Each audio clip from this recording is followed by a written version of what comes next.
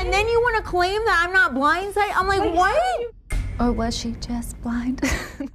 I don't want to speculate. I think you guys can watch the tapes to learn for yourself. Coming up on the Summer House After Show. How did we get to where you pull out your phone and tell me you were going to record the conversation? The recording thing was not the first time that this happened. I do not record. He then presses record on his phone. We are supposed to be married in 2.5 months. I'm not ready to do that.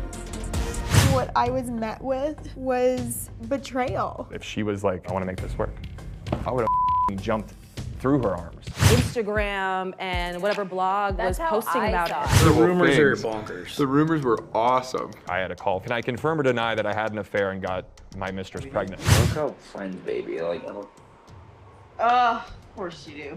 We got other nicknames later. What are they? Oh, it's bad. The Summer House After Show starts now. As everyone's packing up to leave for summer, Carl, you talked to Lindsay in the kitchen. That last weekend for me was... I mean, if I can just interject for 1 minute, like every time I glanced over at you guys, I could tell you're both trying to put in the work to try to like hash it out. I could tell it wasn't working. Our resolution of conflict is never gonna go away.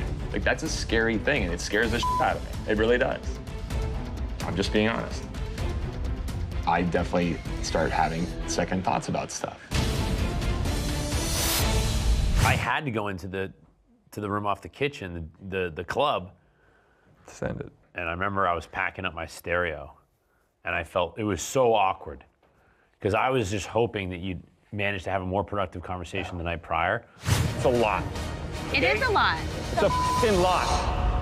Oh my God, it was kind of gut-wrenching. Before we get married, we have some like serious things that we really need to iron out. And I'm experiencing something, and I think you're experiencing something. We both need to be really honest with each other about it. Okay, so what are you saying? Like, you don't want to get married? I didn't say that. It was just like, my God, we are not gonna end the summer on a good note. Yeah, I mean, I remember that conversation clear as day. Just, I wanted to try and get on the same page with the person that I was in love with and wanted to get married to. Well, I'm like, are we talking about career? Like, okay, well, let's get on the same page about career. What you're looking for in the discussions surrounding your career is just not realistic. And then he couldn't talk about the issues. He wouldn't talk about it. Yeah. What do you need from me? In general. I just want a hug right now. That's okay. That was the first inkling, and then 3 days later was the breakup. But whoever makes a decision that quickly is crazy. It was very clear in that moment, at least to me, that we had a lot of major shit that was not being addressed and we needed to address. And then as soon as we finished the conversation, which from what I recall, we basically just like, there was just a stalemate. Harder. Squeeze me. Please. One more squeeze. Harder. We were talking in circles, hamster wheel, circles and circles and circles, and there's nothing else to be said, really. So it's like, go upstairs, we awkwardly pack, didn't say a word to each other, and like, this is the last day in the house. Like, we're supposed to be kind of happy, a little lighter, it's the end of the summer. We're packing, and like, she wants nothing to do with me. Yeah, that. That. All right, we're going to Montauk. You're going to Montauk? Yeah. No, you're coming? But the only caveat is I would like to ride with someone else there. Sweet. Why would I want to ride with Carl to Montauk? I need another break. It took me and Danielle to convince you that we were like, you need to come with us because the relationship that you're in, the place that you're in with Carl, you want to have fun with us. Yeah, I also was just told, like, by him, don't worry about inviting more people to the wedding because we have bigger issues to talk about. And I'm like, meanwhile, on Saturday, he invited Jesse to our wedding. Saturday, he invites Jesse to our wedding, and Sunday, he's like, we shouldn't talk about inviting anyone else. And in that moment, I'm sitting there And in the car that we bought together, and 2 weekends in a row, my now ex-fiance is driving off with someone else because, I don't know. More transpired even after we drove out of that driveway that day, and I was with the whole group that entire afternoon and evening until her and I got in the car and drove home. And we continued to have the same toxic dynamic that everybody has been watching, unfortunately. But I feel like the crux of it, again, you'll see in that last conversation, is literally why we're not meant to be. What happened on the way home from Montauk? So the recording thing was not the first time that this happened. And but then you said you started recording and then manipulating your recording by saying, "Stop screaming at me, Lindsay. Stop screaming at me. I'm I'm trying to drive, Lindsay. I'm trying to drive." We got engaged in August of 2022, and then by October, we had started to have, like, in my opinion, toxic communication and stuff that needed to be addressed with a therapist. And granted, I recorded her in response. So I'm not saying I'm totally in the clear, but we were with everybody at Surf Lodge. I barely spoke one word to her all afternoon and into the night. On the ride home, I was like, okay, so next weekend is Labor Day weekend. Like, I know you mentioned that you want to go to Montauk, but I don't want to go to Montauk. It's really busy. I think that we should do something for just the two of us. And he's like, yeah, I get it, Lindsay. Okay, you don't want to go to Montauk. You don't, again, dismissive. So I'm just like, well, I'm just explaining to you why, because you had mentioned wanting to go to Montauk. I'm telling you why I don't want to go to Montauk. Maybe, you know, we go to Florida. And I told her I didn't think we should go to Florida because we had a wedding in Portugal a day after Labor Day. So anything I thought we should do, it should be local. Turn into this, you spend more time with your family, not mine. It just continued to elevate. He was like, you don't understand, Lindsay. You're a certain way. And I was like, I don't understand what you're talking about. Like, if you don't like the person I am, then why did you propose to me? And in that moment, he goes, I don't know why I proposed to you. And that is probably one of the most hurtful things that you can say to someone. Like, because he's like, you do this all the time. You do this all the time. Like, this is who you are. You're such a terrible person. Like, basically, like, I'm this terrible person for asking to spend next weekend with him. I was trying to be calm, trying to, like, but granted, I was frustrated and probably short and probably not my best self either. But I promise you, I wasn't yelling and screaming. I was just trying to, like, clear the air and, like, kind of calm things down. Kept ratcheting it up, it kept ratcheting up. It turns into her picking up her phone while I'm driving down the Long Island Expressway. Her basically saying that I'm yelling and screaming at her and she's gonna record me so people can hear how abusive and horrible I am to her. You just said that one of the most f***ed up things you can say to somebody, and I have no idea what's about to come my way. So I'm like, I should just start recording what you said.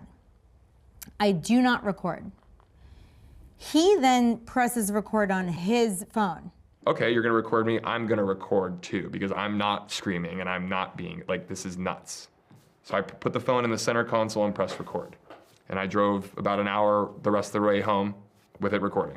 And starts manipulating the recording to literally in the car goes, stop yelling at me, Lindsay. Stop yelling at me, Lindsay. And I'm like, what? I'm like, Carl, I am literally not yelling at you. I'm trying to set up plans for next weekend with you. I don't understand what's going on. Get back to our apartment. We had a case of sparkling water.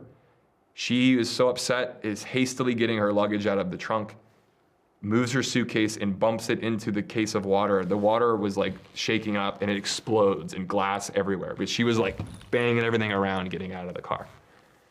This explosion happens on the street and it's so loud, it sounds almost like a gun. I was like, please, like, calm down. Like, people are looking at us, like, literally in the middle of the street. Storms across the street with her luggage, gets inside of the apartment building. I'm shortly behind her, locking the car, making sure we have all of our stuff. Elevator door closes in my face. Get up. And then it just ensued more toxicity in the apartment. I then respond by saying I'm going into the other guest room, and I close the door. She did not stop.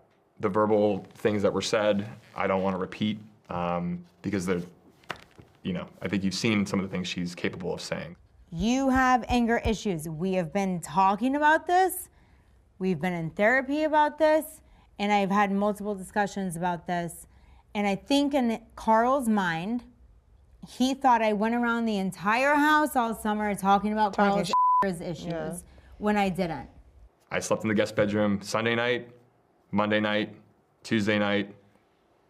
Then we talked on that Wednesday that everybody wants to claim that I set her up on. But I didn't set her up. Take me back to the conversation in your living room. Can we just agree that that was not the conversation that you thought you were walking into? Yeah. And ultimately, I walked into that apartment that last day, hoping that we could get on the same page. But as soon as we started talking, nothing I could have said to her in that moment would have changed any of the outcome. We are supposed to be married in 2.5 months. And I'm not ready to do that. I don't feel comfortable. You are literally coming to a decision that you made on your own. You're telling me about it. What do you want more from me? That's what I feel like I have to do. You've made that decision. Yeah. It was just awful. That moment was awful. I thought I sat down to repair a conversation about careers. We've had so many conversations last fall where I was your sounding board for everything you were trying to figure out with Loverboy, whether you wanted to stay or quit. And then all of a sudden, the last 2 weeks, your needs changed, which is totally fine. But simultaneously, when your needs changed, it feels like you started assuming the worst in me. And what I was met with was vitriol. Like betrayal. I don't think you trust me. I think you think I'm gonna relapse. I think you think that I'm not capable as a human being to make money. I think you think I'm sensitive and not a man. I think you think I lack confidence. I think you think I have an anger problem. These are all things. I have a relationship problem. From my honest to God memory, I expressed concern about moving forward with the wedding, and her response was, "You're calling the wedding off." I'm not gonna commit to going to couples therapy for the rest of my life. I can't live like that. You can't either. You're just ending things because that's easier than actually both of us putting in the hard work that relationships require. We put in the hard work. And my response is like, I'm just not sure if this, okay, you're breaking up with me. Okay, well, there's no more point to this conversation. You've made the decision clear. I was in absolute shock. And I will say, I was really proud of my reaction in that moment because I stayed strong, and when someone is betraying me, I don't give them my emotions anymore. If you're the cause of an ultimate betrayal, then you no longer have access to my emotions. I'll share them with other people, but you do not have access to that anymore. And I was really proud of myself and how I handled myself in that moment. And I also think you were in shock. You didn't, this happened on Wednesday. I don't think she cried until Friday. That last conversation, I swear on the Holy Bible and everything that if she was like, "Hey, you know what? I hear you. I see that you're upset and scared and worried. I don't want to lose you. I want to make this work." I would have jumped through her arms. In the embrace we could have had connecting like that. And we never were able to come together, in my opinion, to that level. Damn. And like I said, my response to tell someone I care about and that I love that I don't think we're right to move forward with the wedding is one of the most difficult things I've ever had to say, but also one of the more honest things that I had to say. Okay, I'm gonna take over right here. Yeah. They were not meant to be married. I think we can all agree after this summer, that was a disaster waiting to happen. I agree. What no one deserved was for that to happen the way that it happened on camera. I didn't walk into that apartment with a speech or a plan. I knew that we needed to talk and needed to address where we were at.